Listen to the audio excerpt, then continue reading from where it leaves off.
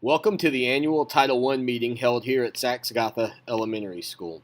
What does it mean to be a Title I school? Well, that means we receive federal funding, Title I dollars, to supplement our existing programs. Here are a few examples of how the funds are used: identifying students experiencing academic difficulties and providing timely assistance to help them meet the state's challenging content standards; funding supplemental staff, programs, materials, and supplies; conducting parent and family engagement meetings, trainings, and activities; recruiting, hiring, and retaining highly qualified teachers. Being a Title I school also means that parents are strongly encouraged to be involved in all aspects of their child's education. What's included in the Title I plan is how we address the Title I funds throughout the year. Topics include students' academic assessments, additional assistance provided to struggling students, and parental engagement strategies to support student achievement. You, as a Title I parent, have a right to be involved in the development of the SGE Title I plan. Feel free to contact any SGE administrator if you would like to make a recommendation or provide input. You may also attend a Title I meeting on the third Tuesday of October, the third Tuesday of February, the third Tuesday of April at 5 p.m. in the Parent Resource Center, room 300. For the 2018-2019 year, Title I funds are currently providing certified interventionists at Saxagatha Elementary School, a full-time parent liaison, the Leader in Me training and supplies, iPads for all 3rd through 5th grade students, computer programs such as Imagine Learning and Imagine Math, plus teacher professional development. Our SGES parent liaison is Amy Shearer. She manages the Parent Resource Center, creates and coordinates opportunities to involve all families in their students' academic achievement, works with families to improve school attendance, assists parents in accessing community resources, initiates and responds to parent communication via phone calls, emails, and written correspondence/feedback related to parent engagement. She conducts program evaluations of parent activities, designs and updates the school website information for parents, and provides an orientation throughout the year for all new members of the school. She also assists in the development, implementation, and evaluation of the school's parent engagement policy and family school compact. Please let Ms. Houck or Ms. Cooper know if you are interested in serving on the School Improvement Council and Title I Board for the 2018-2019 school year. The SGE Title I plan can be found on the school webpage after September 15, 2018. We follow South Carolina Standards for Education in all grade levels. The state standards cover content in math, language arts, social studies, science, and the arts.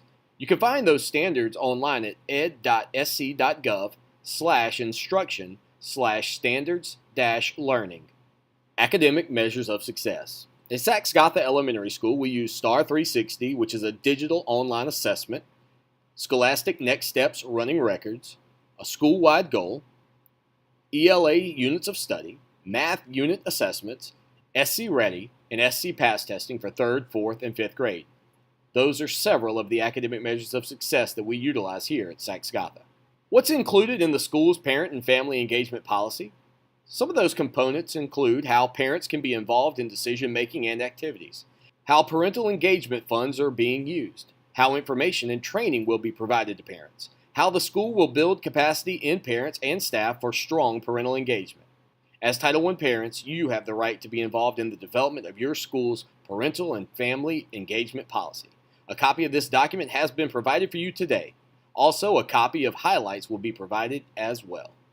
The SGES Family School Compact. The compact is a commitment from the school, the parent, the teacher, and the student to share in the responsibility for improved academic achievement. As Title I parents, you have the right to be involved in the development of the Family School Compact. A copy of this compact will be provided to you tonight or sent home with the students who are unable to attend. There is also a signature page that the principal, parent, teacher, and student should all sign in return. A copy of this has also been provided for you. Parents' Right to Know. This document explains the rights of parents to become involved in school programs and how they can support their child's learning at home. A copy of the Parents' Right to Know is provided for you this evening. If you have questions about Title I here at SGE, you can contact our principal, Beth Houck. Her email address is ehouck@lexington1.net. Or you can give her a call at 803-821-4800. Read to succeed. Act 284 Read to Succeed legislation was created in 2015 to address literacy performance in South Carolina and put in place a comprehensive system of support to ensure South Carolina students graduate on time with the literacy skills they need to be successful in college, careers, and citizenship. Act 284 provides for a strong assessment and intervention system for students kindergarten through 12th grade with a goal of all students becoming proficient readers by the end of 3rd grade. The purpose of Read to Succeed. Research shows that students who are unable to comprehend grade-level text struggle in all content area courses. Students who enter preschool or kindergarten with low oral language skills and limited print awareness often fail to develop proficiency with reading and comprehension. Students who have difficulty comprehending text and who don't receive intervention are the students least likely to graduate. Students reading below grade level at the end of 3rd grade are 6 times more likely to leave school without a high school diploma. There are 8 components of Read to Succeed: reading plans, interventions, early learning and literacy, 3rd grade retention, summer reading camp, educator preparation, educator endorsements, and reading coaches. Reading plans. The state reading plan can be found at ed.sc.gov, and it was approved by the state board in June of 2015.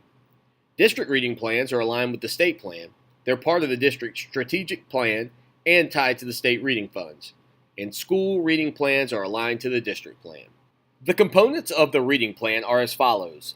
Number 1, leadership. Number 2, student achievement/assessment. Number 3, professional learning opportunities. Number 4, instruction.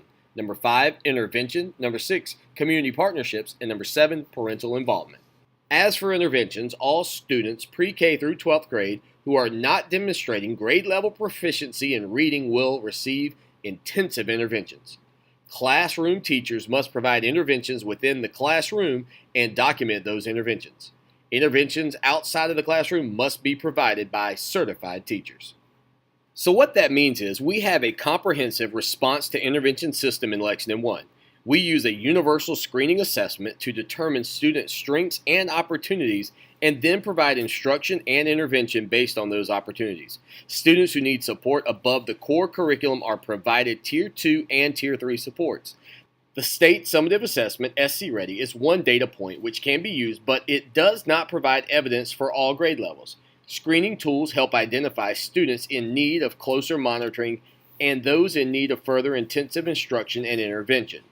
Different types of assessments, screening, progress monitoring, diagnostics, formative, and summative, as well as assessment data from a variety of sources, review of the information, interviews, observations, and testing should be used to make decisions about the need for additional intervention. Early learning and literacy. Early learning and literacy is a focus area for State Superintendent of Education Molly Spearman and our Superintendent, Dr. Gregory Little. All pre-K and kindergarten students will be administered a readiness assessment focused on early language and literacy development, mathematical thinking, physical well-being, and social-emotional development. For pre-K, that readiness assessment is called MAEGDES. For kindergarten, it's the Kindergarten Readiness Assessment, also known as KRA. It assesses birth to first day of kindergarten. Early intervention is critical. Readiness assessments provide parents or guardians and teachers with information to assess the readiness needs of each student, specifically language and cognitive strengths and weaknesses. This information assists in making instructional decisions. 3rd grade retention. Beginning with the 2017-2018 school year, a student must be retained in 3rd grade if the student fails to demonstrate reading proficiency at the end of the 3rd grade as determined by the State Summative Reading Assessment, SC Ready, and does not meet one of several statutory exemptions. Students who qualify for a good cause exemption may be promoted to 4th grade. Read to Succeed legislation provides 7 considerations for students who may be exempt from mandatory retention and promoted to 4th grade. What is a good cause exemption? Read to Succeed legislation provides 7 considerations for students who may be exempt from mandatory retention and promoted to 4th grade.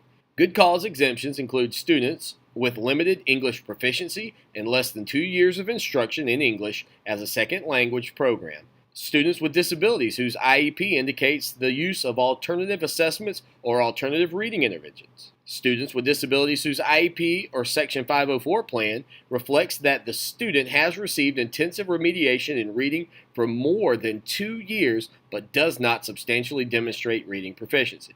Students who demonstrate third grade reading proficiency on an alternative assessment approved by the SBE and which teachers may administer following the administration of the State Assessment of Reading. Students who have received 2 years of reading intervention and were previously retained. Students who, through reading portfolio documentation, demonstrate mastery of the state standards in reading equal to at least one level above the lowest achievement level on the state reading assessment, or students who successfully participate in a Read to Succeed summer reading camp at the conclusion of the third grade year and demonstrate through their reading portfolio or through a norm-referenced alternative assessment that their mastery of the state standards in reading is equal to at least one level above the lowest level on the state reading assessment. Here is a flow chart that takes you through the third grade promotion and retention process. On the right-hand side, what you will see is the Read to Succeed retention notification timeline for third grade beginning this past school year. Here are some frequently asked questions about Read to Succeed. Are any third grade students exempt from mandatory retention? Yes, students who qualify for a good cause exemption may be promoted to fourth grade. What if a student meets one of the good cause exemptions and is still not reading on grade level? Regardless of whether a student is promoted or retained, the student shall continue to receive instructional support and services and reading intervention appropriate for their age and reading level. Must every third grade student have a reading portfolio documentation? Although it is best practice for all students to have reading portfolio documentation, only those third grade students not demonstrating grade level reading proficiency must have reading portfolio documentation to be considered for a good cause exemption and promotion to fourth grade. Every child in Lexington 1 in kindergarten through 5th grade has a literacy collection folder that follows them from grade to grade. What services and support are provided to students who are retained due to failing to demonstrate reading proficiency at the end of the third grade? Section 59-155-150D of Act 284 states, retained students must be provided intensive instructional services and support, including a minimum of 90 minutes of daily reading and writing instruction, supplemental text-based instruction, and other strategies prescribed by the school district. These strategies may include, but are not limited to, instruction directly focused on improving the student's individual reading proficiency skills through small group instruction, reduced teacher-student ratios, more frequent student progress monitoring, tutoring or mentoring, transition classes containing students in multiple grade spans, and extending the school day, week, or year for reading support. Summer Reading Camp. Summer reading camps are educational programs offered in the summer by each local school district for students who are unable to comprehend grade-level text and who qualify for mandatory retention.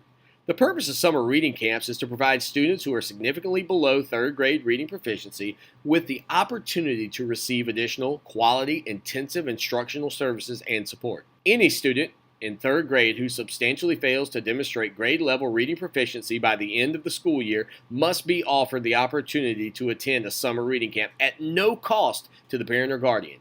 School transportation shall be provided. The parent or guardian of identified students makes the final decision regarding the student's participation in a summer reading camp.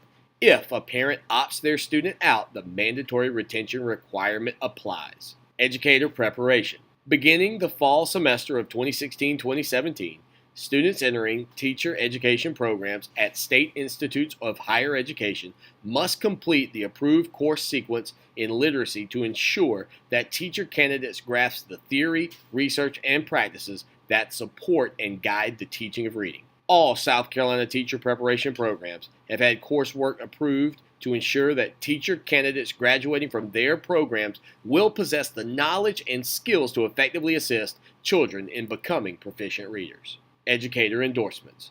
Beginning with the 2015-2016 school year, South Carolina teachers must complete professional development or coursework related to literacy to earn either the Read to Succeed literacy teacher endorsement or requirement depending on their certification area. Educators will have 10 years or 2 renewal periods to complete the required coursework or professional development for the Read to Succeed endorsement, beginning with their next renewal period. The coursework or professional development may be used for license renewal. Here is some information about literacy coaches in our district. They are state-funded positions. School-based reading literacy coaches are employed in each Lexington 1 elementary school. They serve as job-embedded, stable resources for professional learning opportunities in schools to generate improvement in reading and literacy instruction. They support classroom teachers with increasing student reading achievement by analyzing assessment data to determine the appropriate instruction and, when needed, intensive intervention. Thank you for spending time with us today learning about Title I and also Read to Succeed. And we look forward to a happy and healthy school year with you right here at Saxe-Agatha Elementary.